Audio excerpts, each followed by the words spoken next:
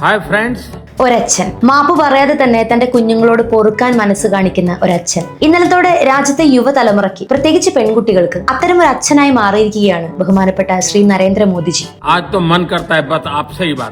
നിങ്ങൾക്കറിയാമോ, സംസ്കാര സമ്പന്നമായ ഒരു സമൂഹത്തിന് ചേരാത്ത അങ്ങേയറ്റം മോശമായ പദപ്രയോഗങ്ങൾ ഉപയോഗിക്കുന്നത്, അതായത് പച്ചമലയാളത്തിൽ തെറി വിളിക്കുന്നത് ഇന്ത്യയുടെ സനാതന ധർമ്മത്തിന് എത്രത്തോളം അപമാനകരമായ കാര്യമാണെന്ന്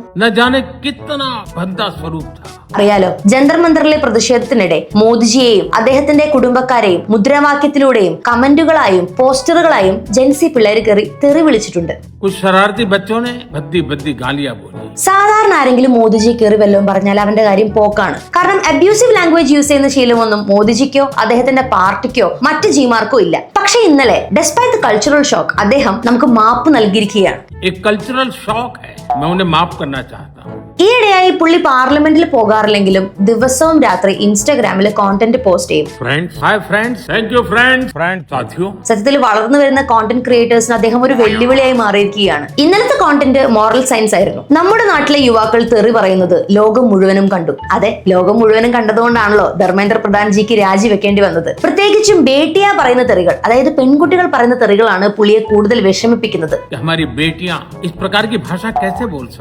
നാരികൾ തെറി പറയുന്നത് അംഗീകരിക്കാനാവുന്ന കാര്യമല്ല. പക്ഷേ ആ തെറി വിളിച്ചവരെ ശിക്ഷിക്കാനൊന്നും മോദിജിക്ക് ഇപ്പോൾ ഒരു മൂഡില്ലെന്നാണ് പറയുന്നത്. കാരണം യുവാക്കളെ ശിക്ഷിക്കുന്നതിലല്ല, മറിച്ച് അവരെ നേർവഴിക്ക് നയിക്കുന്നതിലാണല്ലോ കാര്യം. കഴിഞ്ഞ പാർലമെന്റ് തെരഞ്ഞെടുപ്പിന്റെ പ്രചാരണ സമയത്ത് മാത്രം 101 വിദ്വേഷ പ്രസംഗങ്ങൾ നടത്തിയ ശ്രീ നരേന്ദ്രമോദിജിയുടെ അഭിപ്രായത്തിൽ തെറ്റുകൾ തിരുത്താൻ അവസരം നൽകേണ്ട പ്രായമാണ് കുട്ടിക്കാലം. തീർച്ചയായും സമൂഹത്തിന്റെ രോഷം അവർക്കെതിരെയുള്ള ശിക്ഷാ നടപടികളായി മാറരുത്. അങ്ങനെ മാറാത്തത് കൊണ്ടാണല്ലോ സമാധാനപരമായി സമരം നടത്തിയവർക്കെതിരെ പോലീസ് ആണി നിറച്ച ലാത്തി കൊണ്ടും പെല്ലറ്റ് ഗണ്ണുകൊണ്ടും കണ്ണീർ വാതകം കൊണ്ടും സംഘി ഗുണ്ടകളെ കൊണ്ടും പ്രതിരോധിച്ചത്. അത് പിന്നെ രാജ്യത്തിന്റെ സുരക്ഷയ്ക്ക് വേണ്ടിയാണല്ലോ എന്നോർത്ത് നമുക്ക് സമാധാനിക്കാം. വഴിതെറ്റിയവരെ നേർവഴിക്ക് കൊണ്ടുവരുന്നത് പ്രയാസകരമായ കാര്യമാണെങ്കിലും അത് നാം ഏറ്റെടുക്കണമെന്നാണ് മോദിജി വീണ്ടും വീണ്ടും പറയുന്നത്.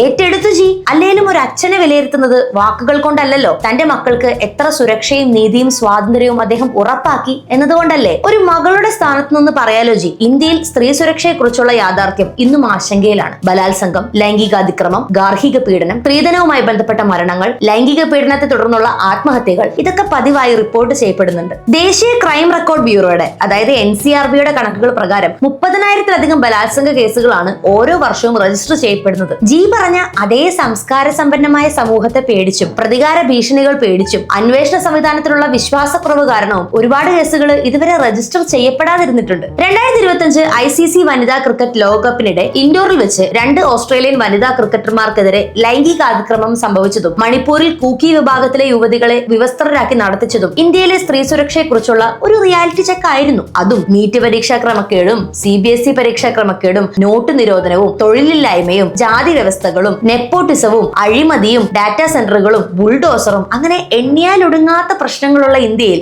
ആവശ്യത്തിൽ കൂടുതൽ വർഗീയതയും അൾട്രാ നാഷണലിസവും നിങ്ങൾ തന്നെ പ്രൊമോട്ട് ചെയ്യുന്നുണ്ടല്ലോ. ഇത്തരം സാഹചര്യങ്ങളിൽ ഇവിടെ കഷ്ടിച്ച് ജീവിച്ചു പോകുന്ന ഒരു സാധാരണക്കാരന്, ഒരു സാധാരണക്കാരിക്ക് 2 തെറി പറയാനെങ്കിലും സ്വാതന്ത്ര്യം കൊടുക്കണ്ടേ ജി?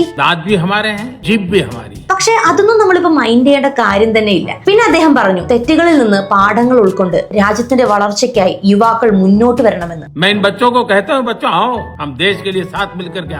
മാത്രമല്ല താൻ ജീവിക്കുന്നത് രാജ്യത്തെ യുവാക്കളുടെ ശോഭനമായ ഭാവിക്ക് വേണ്ടിയാണെന്ന്. സത്യം പറഞ്ഞാൽ ഈ വീഡിയോ കണ്ടപ്പോൾ എനിക്ക് ഓർമ്മ വന്നത്, നോട്ട് നിരോധനം കഴിഞ്ഞപ്പോൾ എനിക്ക് 50 ദിവസം തരൂ, അല്ലെങ്കിൽ എന്നെ പച്ചയ്ക്ക് കത്തിക്കൂ എന്ന് പറഞ്ഞ മോദിജിയാണ്. ആ പ്രശ്നം വരെ ഒരു 5-6 കൊല്ലത്തിനുള്ളിൽ ദുരന്തം ഇറക്കി പുള്ളി പരിഹരിച്ചിട്ടുണ്ട്. പിന്നെയാണ് 4 പിള്ളേർ വിളിച്ച തെറി. ചുരുക്കത്തിൽ പുള്ളിയെ പേടിക്കേണ്ട കാര്യമില്ല. നമ്മുടെ കുടുംബത്തിലും ഇതുപോലെ ഒരു അമ്മാവൻ കാണുമല്ലോ, എല്ലാം ഒപ്പിച്ചു വെച്ചിട്ട് ഇതൊക്കെ മക്കളുടെ നന്മയ്ക്കാണ് എന്ന് പറയുന്ന ഒരാള്. ആ ആള് നിങ്ങളുടെ സോഷ്യൽ മീഡിയയിൽ ഉണ്ടെങ്കിൽ കമന്റ് ബോക്സിൽ മെൻഷൻ ചെയ്യാൻ മറക്കരുതേ. ബൈ ദ വേ ജി, അടുത്ത വീഡിയോക്കുള്ള കോണ്ടന്റ് ഇതുവരെ കിട്ടിയിട്ടില്ലെങ്കിൽ സ്ത്രീകൾക്കെതിരെ വെറുപ്പും അതിക്രമവും നടത്തുന്ന ഒരുപാട് MP-മാരും MLA-മാരും സ്വന്തം പാർട്ടിയിൽ തന്നെ ഉണ്ടല്ലോ. അവർക്ക് ഇതുപോലൊരു വേദോപദേശം എടുത്തു കൊടുത്താൽ വളരെ നല്ലതായിരിക്കും. बहुत बहुत धन्यवाद.